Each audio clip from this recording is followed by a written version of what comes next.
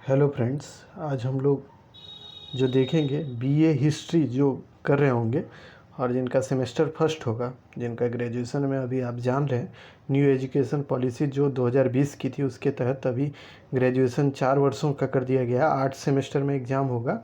आपको पता होगा कि आपको 4 वर्ष में यानी आपको 4 साल का जो ग्रेजुएशन है उसमें आपको 8 सेमेस्टर का एग्ज़ाम देना है। 8 सेम का एग्ज़ाम देना है। तो उसमें से जो पैटर्न है यानी एग्ज़ाम का पैटर्न कैसा रहेगा उसी के बारे में आज चर्चा करेंगे। क्योंकि बहुत से छात्र जो हमसे व्यक्तिगत रूप से जुड़े हुए हैं उनका कहना है कि सर यही तो समझ में नहीं आ रहा है कि आखिर एग्ज़ाम का पैटर्न क्या रहेगा। तो उसको समझने के लिए पहले हम लोग ये समझें कि आखिर एग्ज़ाम कितने नंबर का होगा।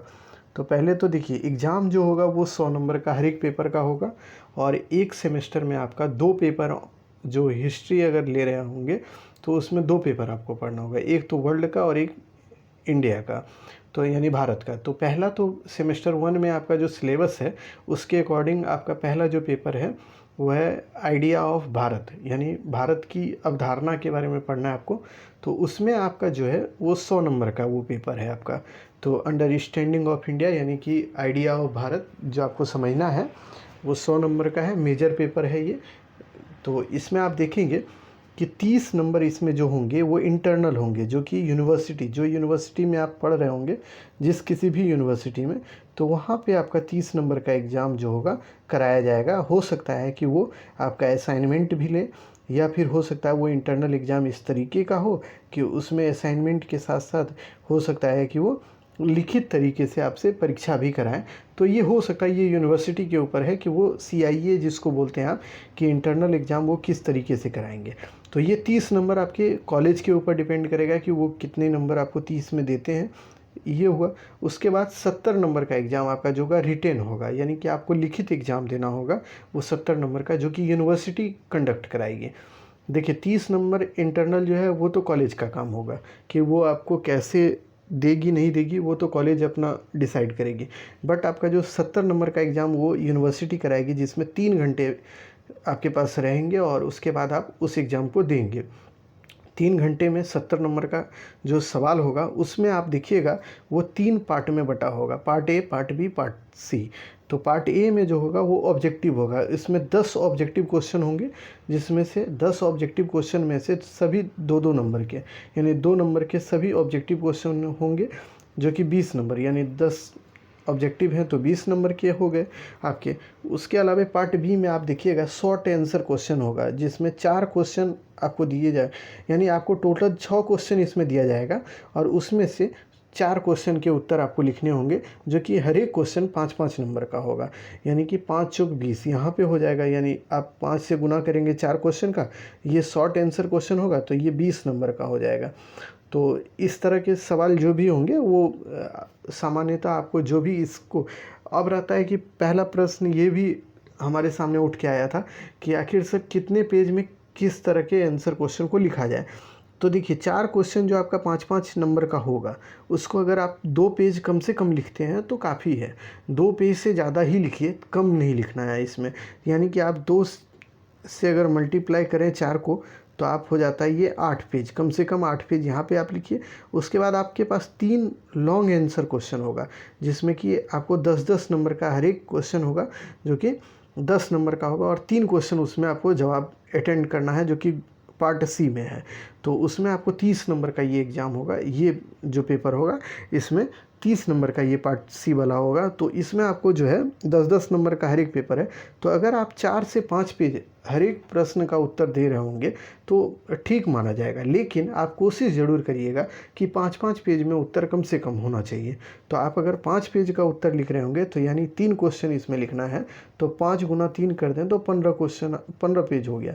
तो 15 पेज आप लिख सकते हैं कि 15 पेज आपको लिखना होगा, यानी आप टोटल 15 पेज। और अगर आप 4 क्वेश्चन वाले जो 5-5 नंबर के हैं उसको अगर 2-2 पेज भी लिखते हैं तो 8 पेज ये हो गया, यानी आप 23 से 25 पेज अगर आंसर लिख के आते हैं तो सही है, ये कम नहीं होता है। क्योंकि आपके पास यहाँ पे लिखने के लिए 7 क्वेश्चन होगा, 4 क्वेश्चन जो होगा शॉर्ट आंसर क्वेश्चन होगा और फिर लॉन्ग जो है वो आपके पास 3 क्वेश्चन होगा। तो ये कम नहीं होता है। कभी भी आप किसी भी एग्ज़ाम में लिखेंगे तो 25 से 30 पेज अगर आप लिख देते हैं 3 घंटा में तो आपको एक अच्छा नंबर आएगा। लेकिन आप यहाँ पे कोशिश कर सकते हैं कि जो लॉन्ग आंसर क्वेश्चन 3 क्वेश्चन जो है उसमें आप 5-5 पेज तो ज़रूर लिखें, और इसमें जो शॉर्ट वाला है इसमें आप कोशिश कीजिए कि आप 2-3 पेज, 2 अगर लिखते हैं तो भी ठीक है, लेकिन अगर आप 3 लिखते हैं तो वो और भी अच्छा है। तो आप कम से कम 3-3 पेज उसको ज़रूर लिखिए। तो यानी 3 चौक 12 और यहाँ पे 5 तिया 15, यानी टोटल आप 25 से ऊपर अगर पेज लिख देते हैं तो काफ़ी अच्छा आपका नंबर आएगा और आप बहुत अच्छा कर पाएंगे। और रहा कि ऑब्जेक्टिव 10 क्वेश्चन जो होगा वो 20 नंबर का होगा, तो उसकी भी तैयारी आप साथ साथ कीजिएगा। चूँकि आप उसको छोड़ देते हैं तो 20 नंबर आपका डायरेक्ट गलत हो जाएगा, और कोई वहाँ पे मदद कर दे तो ठीक है, नहीं करेगा तो आपका गलत हो जाएगा।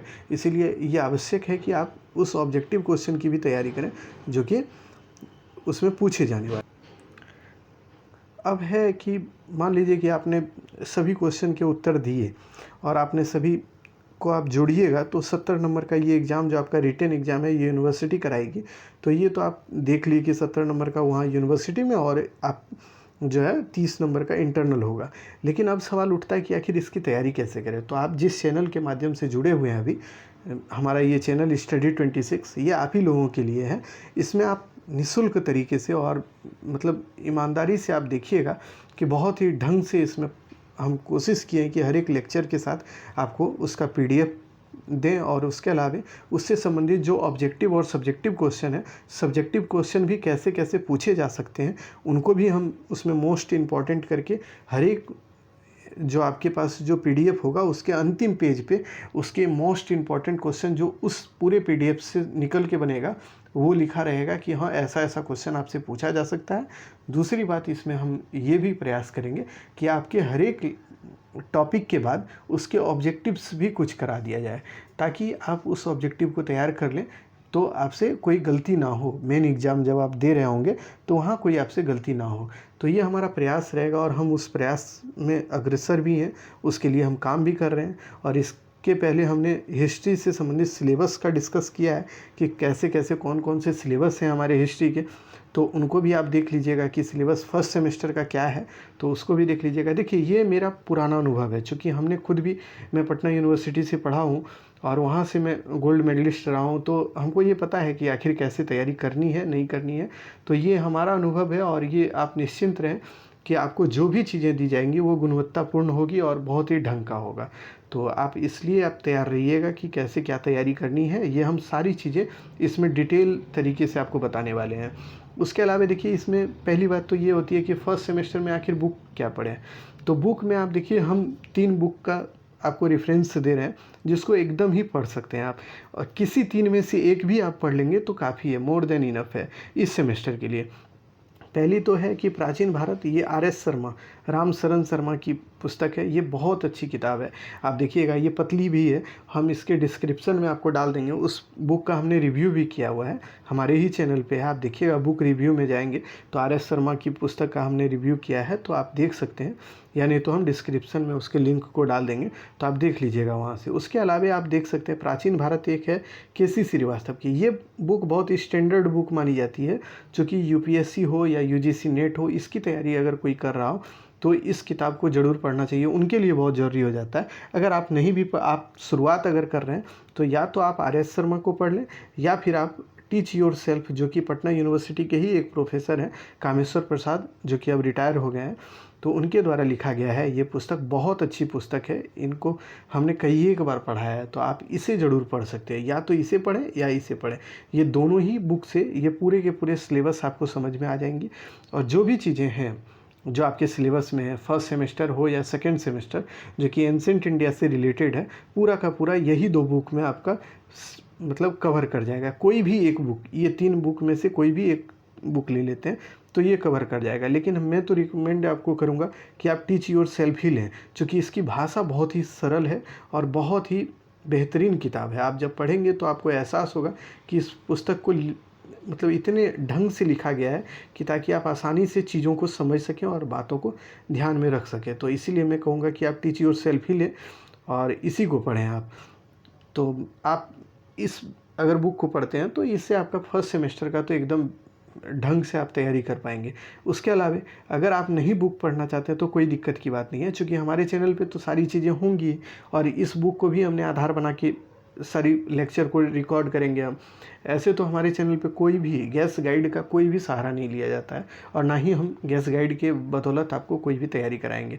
हमारे चैनल पे सारी चीज़ें निःशुल्क आपके लिए होंगी और आप बस इसमें तैयारी आप लगन पूर्ण ढंग से आप ज़रूर करिए। लगन आप में होनी चाहिए इस तैयारी को करने के लिए। और आप देखिएगा सेमेस्टर फर्स्ट का जितना भी सिलेबस है वो पूरा का पूरा आपका कवर आसानी से हो जाएगा। तो और उसके बाद एक सवाल और भी था कि सर कैसा आंसर राइटिंग आखिर कैसा किया जाए, तो आंसर राइटिंग का क्या अप्रोच हो। तो आंसर राइटिंग का अप्रोच यही होता है कि आप डायग्राम यूज करें। पहले तो आप मैप यूज करें। आप जब भी आंसर को लिखें तो उसमें आप मैप ज़रूर बनाइए, कोई ना कोई मैप आप ज़रूर यूज कीजिए। उसके बाद आप देखिए डायग्राम का यूज कीजिए।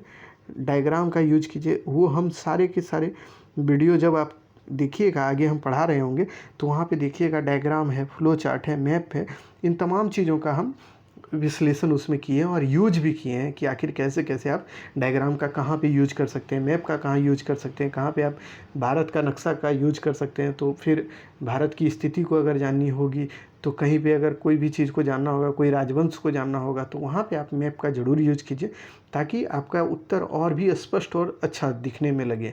तो वह भी आप करें ताकि आपके बेहतर उत्तर के लिए ये बहुत ज़रूरी होता है।